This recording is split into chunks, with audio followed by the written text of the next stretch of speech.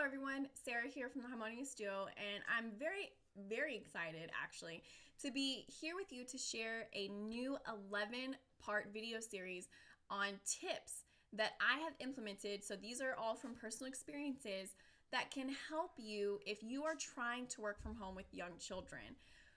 Whew, okay, first off, let's get this out here. For anyone out there watching this video who doesn't know me, my name is Sarah Bigby. I do happen to be a work-from-home mother of a child who is about to turn 2. And in the beginning, when I transitioned from a full-time stay-at-home mom to a work-from-home mom, it was very difficult. It was very stressful. It was very emotional. And for a while, I actually wasn't quite sure why it was so crazy for me. I thought for sure when I accepted this new responsibility that it would have been a breeze for me to transition into because I was already at home with her anyway.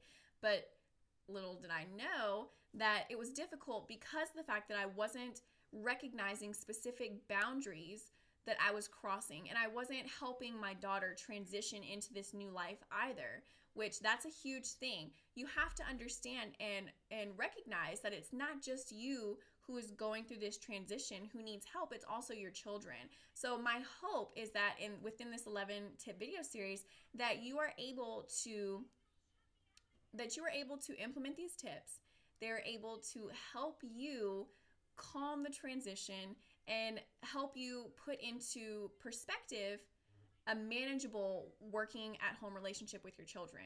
So let's go ahead and jump into today's tip, which is tip number 1. And this one is insanely beneficial. This is why I listed it as number 1, which is creating a dedicated office space. You know, whenever I first made the transition going from just a stay-at-home mom to a work-from-home mom, I thought, this will be a piece of cake. I'm already at home all the time anyway. So what ended up happening was basically wherever my daughter decided to pick up and pack up to is where I would follow suit. I'd simply take my laptop every time she decided to move to a different area of the house, and I would just follow her and then, open it up, type, close it, move, open it up, type, close it, move.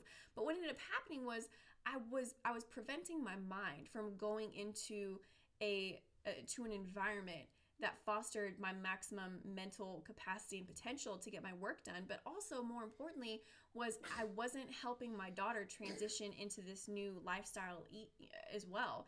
We have to remember that it's not just us who are going through a transition when we're going from either a traditional job to working from home or going from a stay-at-home parent to a work-at-home parent.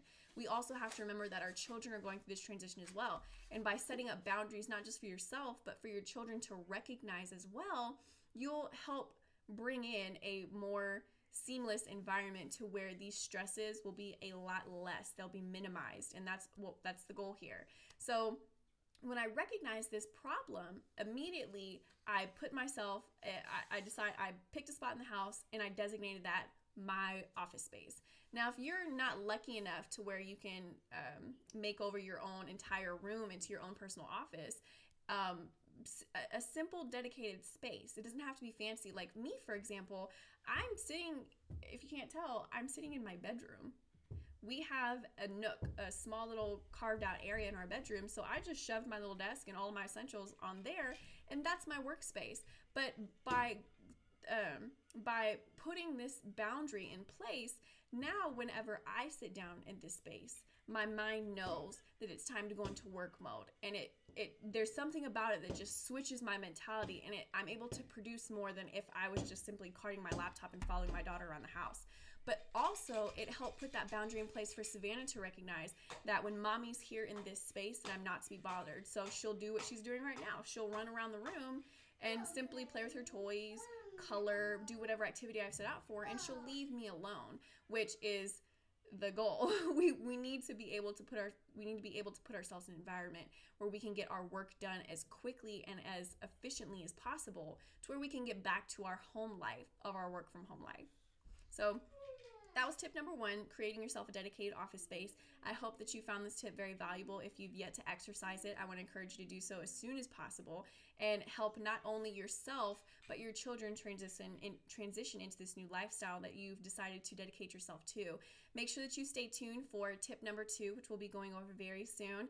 And if you would like to learn more about what it is that we do and how we're able to have our family freedom lifestyle that we are currently experiencing, then feel free to follow us. Our address will be listed for you below. You can feel free to visit us anytime or connect with us on Facebook. Subscribe to my YouTube channel. I love connecting and hearing what you have to say. And like we said, we'll see you on the next video. Stay tuned. We'll see you soon.